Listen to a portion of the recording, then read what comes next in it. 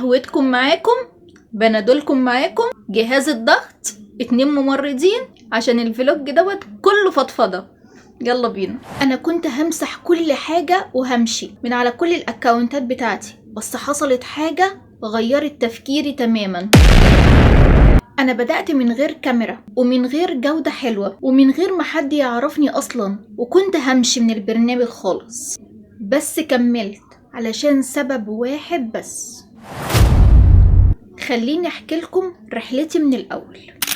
انا بدأت مشواري سنة 2022 على البرنامج ده، بس ما بدأتش ان انا انزل مرة واحدة. قعدت سنة كاملة بتعلم، واليوتيوب كان مدرستي.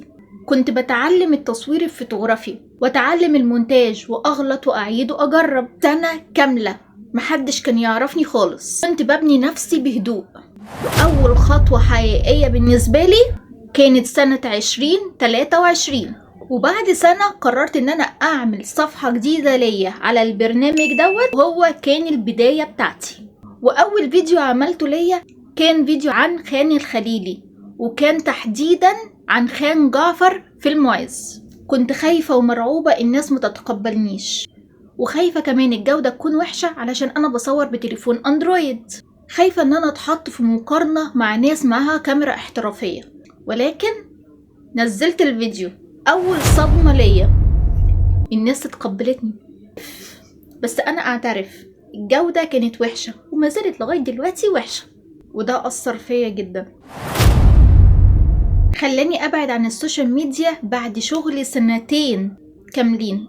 يعني قعدت 2023 و24 سنة 25 بقى اللي هي السنة اللي فاتت بعدت بقى عن السوشيال ميديا. تعالى أقول لكم بقى بعدت ورحت فين. بس أنا فضلت برضو في السوشيال ميديا، لكن سبت البرنامج اللي أنا قلت لكم عليه ورحت برنامج تاني. تعالى اقول لكم بقية القصة. خدت نفس عميق كده وخدت القرار ان انا ما اكملش على البرنامج اللي انا ابتديت عليه، وان انا اكمل على برنامج تاني، اروح برنامج ده. واول خطوة اعملها وانا غلطت برضو فيها ان انا افتح لايف، وهقول لكم ليه انا غلطت. وقررت ان انا اعمل محتوى جديد ليا، لكن ما بعدش عن التصوير الفوتوغرافي. التصوير الفوتوغرافي دوت حاجة أساسية بالنسبة لي، ده عشقي الأول والأخير. أنا بحب جدا جدا جدا التصوير الفوتوغرافي والريلز، بس مشكلتي كان المشكلة في الجودة، إن أنا كنت الجودة بتاعتي مش أحسن حاجة، وكنت لازم إن أنا أعالج الموضوع ده، بس برضو ما بعدش عن السوشيال ميديا. وافتح لايف على مدار سنة كاملة اللي هي 2025 من غير ما انزل اي محتوى خالص، دوت كان اكبر غلطة. كنت معتقدة ان انا كده بعمل جمهور ليا، وان انا كده بكبر الاكاونت بتاعي. اتاري ان جمهور اللايف غير جمهور المحتوى. ده اللايف ليهم جمهور والمحتوى ليهم جمهور تاني.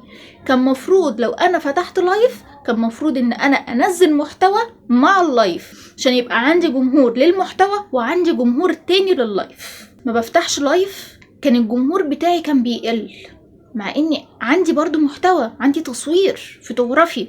مفيش حد بيعمل لي لايك، حطي كومنت، مفيش اي حاجة. وهنا فهمت ان جمهور اللايف غير جمهور المحتوى، وقررت ان انا اوقف. في اخر سنة 2025 وقفت شغل حوالي 3-4 شهور.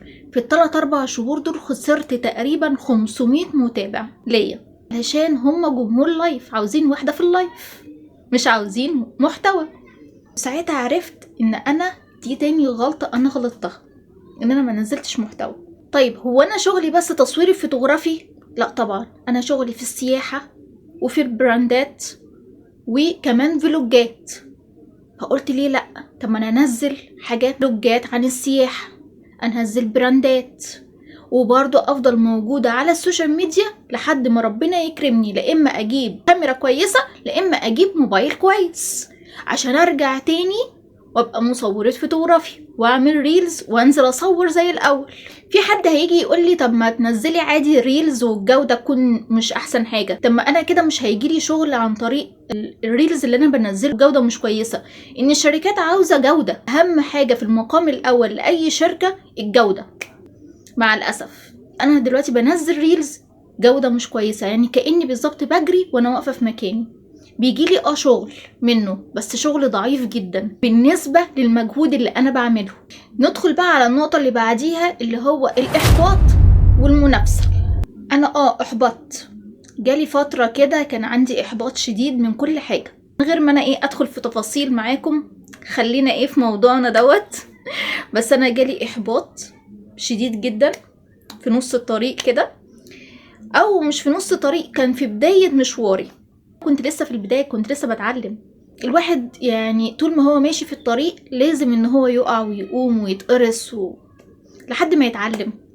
وانا اتعلمت بجد ان انا ما اقربش من ناحية اي حد خالص، ان انا اركز في شغلي، في حياتي، في التصوير بتاعي، لكن ما اقربش من ناحية اي حد خالص، اركز في نفسي وبس. اما بقى بالنسبة للمنافسة، فالمنافسة قوية جدا جدا جدا.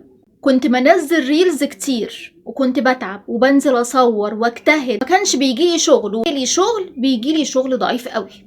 كنت قربت احس ان انا فاشلة. بس بعد كده فهمت حاجة مهمة جدا، ان المنافسة قوية والشركات دايما بتروح للناس الاقوى طبعا، اللي معاهم كاميرات كويسة او موبايل مثلا جودته كويسة، او بيشتغلوا مثلا بيعملوا حاجات بقى اللي انتوا بتشوفوها تصوير مثلا زي الطيارات.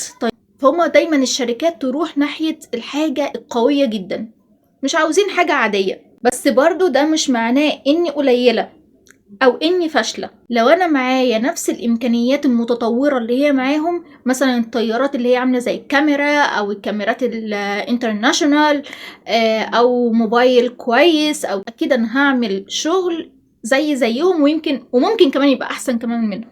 علشان انا بحب التصوير الفوتوغرافي، انا مش داخلاه كده وخلاص، انا بحب ده. انا بحب السياحة، بحب جدا التاريخ، بحب الاماكن الحلوة، بحب الابداع.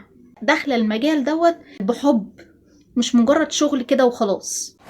واول لحظة اول نجاح حسيت بيه ما كانش فلوس، لما الناس كانت بتبعت لي وبتقول لي بحب تصويرك جدا، بحب فيديوهاتك، بحب الريلز بتاعك. ساعتها بس حسيت ان انا ماشية صح. هل فكرت ان انا ابطل تصوير؟ فكرت ان انا ابطل اكتر من مرة، وحتى دلوقتي كمان. لكن انا قررت اوقف تصوير ريلز بشكل مؤقت دلوقتي، لحد لما اجيب موبايل كويس او كاميرا كويسة. لكن مش همشي ولا هستسلم، هفضل انزل فلوجات عن السياحة وفلوجات شخصية وتيك توك. مش هسيب حلمي، الحلم الكبير كله طبعا بتوفيق ربنا سبحانه وتعالى وبدعمكم وحبكم ليا. بس انا كده خدت يعني ريست كده مع نفسي، وقررت ان انا اخد هدنة وارتب كده اموري كلها، وارتب اكونتاتي كلها. ان انا كنت عاملة يعني كل حاجة سايحة كده مع بعض. انا عندي 2 فيسبوك، واحد الفيسبوك اللي هو الخاص، وفي فيسبوك تاني بيعمل ارباح. فانا قررت ان انا اخلي الفيسبوك دوت يبقى لتصوير الفوتوغرافي، والفيسبوك دوت فيسبوك عام. اما بالنسبة الانستجرام هخصصه بس لتصوير الفوتوغرافي. اما بالنسبة للتيك توك هخليه تيك توك عام. بالنسبة بقى لليوتيوب برضو هخليه عام، شامل حاجات شخصية، فلوجات شخصية وفلوجات سياحية. وكمان ما ننساش السناب شات برضو هخليه سناب شات عام.